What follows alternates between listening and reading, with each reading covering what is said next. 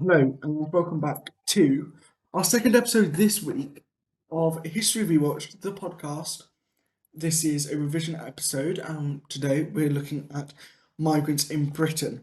So, my name is Thomas Dowser, and we're just going to jump straight into the action. Stick around until the end, to find out our weekly news and also our social medias. They'll also be popping up on screen if you're watching on YouTube and also Spotify. Amazon Music and Google Podcasts do not have the video function, so you cannot see that. However, from now on, this will be the format that we use on Spotify and YouTube. So let's go straight into it. Today we're having a look at trade and migration, which is quite a big topic. However, we're hoping to get through it all today. So let's jump straight into it. Okay, trade and migration. So who were the English pirates? Well, Christopher Columbus, in ships funded by the Spanish king and queen, discovered the Americas in 1492. The Spanish went on to take land away from the people who already lived there and colonized a large proportion of North, Central, and South America. Spanish explorers stole gold and silver, which made the Spanish crown rich. In 1496, the Tudor King Henry VII joined this age of exploration when he gave the adventurers John Cabot the mission of finding new lands and new sources of wealth for England. When English explorers failed to find their own sources of gold and silver, another way of getting wealthy was needed, and they used privateering. This is when English monarchs granted ships and their sailors, called privateers, permission to attack foreign ships and steal their gold and silver they were carrying, as long as the privateers shared anything they stole with the monarch. Sailors who didn't have royal permission to plunder and kept any treasure they stole from themselves were known as pirates. Enslaved Africans, a new trade. Voyages of discovery and privateering led in time to the establishment of English colonies in the Americas, in the Caribbean, then called the West Indies, and North America. For example, English settlers arrived in Barbados in 1620s and established sugar plantations. Tobacco plantations were also established in Virginia in the early 1600s. The plantation needed cheap labour to operate profitably, and men, women, and children from Africa were enslaved and transported against their will to work in the Caribbean and North Americas. Enslaved people became the property of plantation owners. They had no legal rights and lived short, brutal lives of hard work and extreme misery. English traders realized they could make a lot of money from their three-part trading journey that became known as the Slave Triangle. It also sometimes called the Atlantic Slave Trade. So let's have a look at some trading companies. Powerful groups of merchants in London decided they would make a lot of money if they set up companies that had exclusive right to trade with specific parts of the world. These companies were the beginning of what was later to become the British Empire. The first company to be established was the East India Company, which was set up in 1600 and traded until 1858. The company's ships carried English goods to Asia, including raw materials such as tin and luxury goods such as spectacles and cutlery. These goods were traded for silk, fine china, coffee, and spices at the trading post established in India, China, and Japan.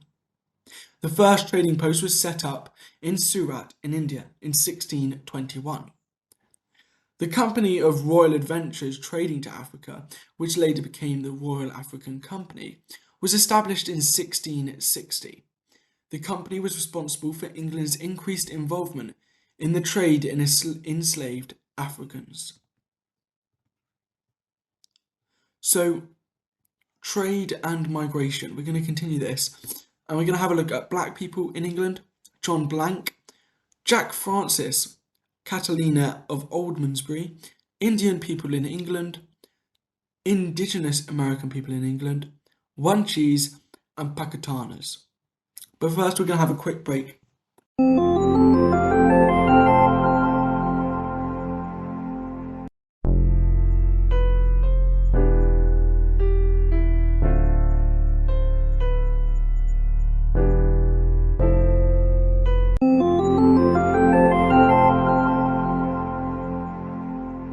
Okay, so let's have a look at, firstly, The establishment of colonies and trading posts saw many English people move to the Caribbean, North America, and India to work. The period also saw many African, Indians, and indigenous Americans travel to and settle in England. Let's first have a look at black people in England. There is evidence that by the late 16th century, there were more than 200 black people living in England.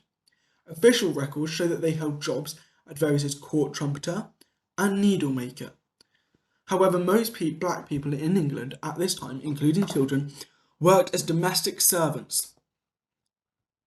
So, here are some of the black tutors that we know about. John Blank.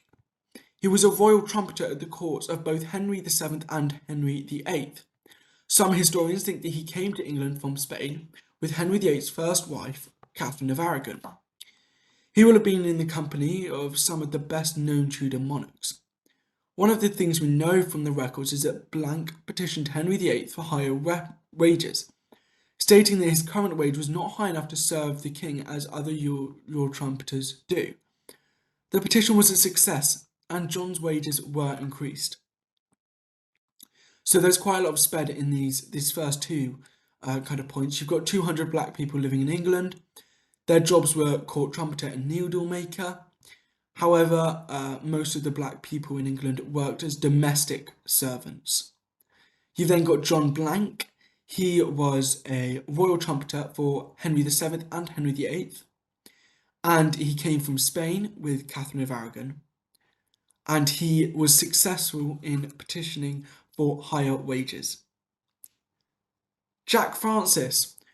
Jack Francis was an expert diver who was part of the team hired to salvage guns from the wreck of the Tudor ship Mary Rose in 1547. We know he gave evidence in an English court. And Catalina of Almondsbury. Catalina of Almondsbury was an independent single woman who owned several items, including a valuable cow. This not only supplied her with milk and butter, but allowed her to make money selling these products. Indian people in England. Young Indian people, called ayahs, were hired by the wealthy English families who worked in the trading posts first established in India in the 17th century. They were there to take care of the children as nursemaids and nannies. When the East India Company's families returned to England, they started to bring their ayahs with them. They were a regular sight on board ships, where they were employed to care for and entertain the children during the long sea journeys, telling stories, playing games, and feeding them. There are reports of ayahs being abandoned in English ports, where they were no longer needed after a voyage. However, it became a status symbol to have Indian children servants. People even paid for paintings of themselves with Indian servants, even if they didn't have any of their own. Sadly, many children's servants were abandoned when they got older. Indigenous American people in England. It was common for explorers to bring back indigenous people as proof that they had successfully landed and set up a colony. Historians estimate that between 1500 and 1776, around 175 Indigenous American people travelled to England. Some came willingly and others were forced. Here are some of those that we know about. So you've got two of them. One Cheese. One Cheese was an Algonquian from the tribe displaced by Rannoch colony, set up by Walter Raleigh for Queen Elizabeth I. Raleigh brought him back to England as evidence that he had settled Rannoch. So, we will have, when we see early Elizabethan England, we'll see more about Sir Walter Raleigh. Pocahontas. Pocahontas was a Powhatan who, when taken prisoner, converted to Christianity and changed her name to Rebecca.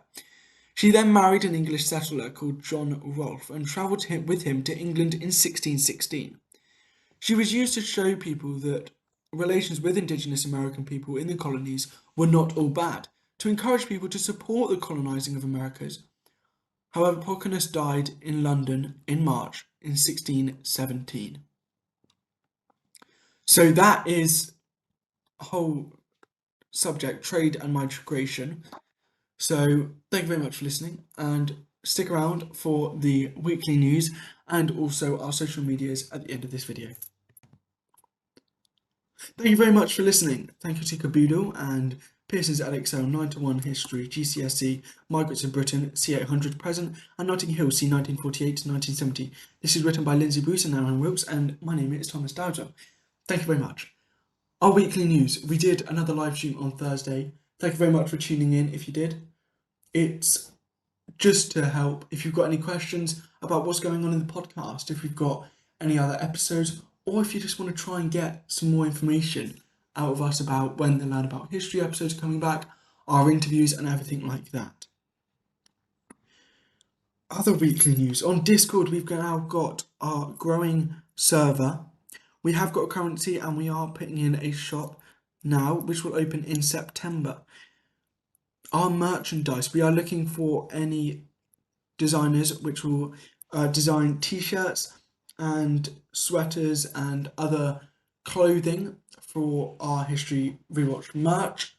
So if you know anyone, please drop us an email at historyrewatched.thepodcast@outlook.com. Thank you very much for listening, and our social medias, they've popped up on the screen, but Instagram and TikTok is official_history_rewatched. Our email is historyrewatched.thepodcast@outlook.com. Our Patreon is History Rewatched, and our Facebook group is History Rewatched. Our Discord will be in the description down below. Thank you very much for listening, and we'll see you in 2 weeks on Sunday.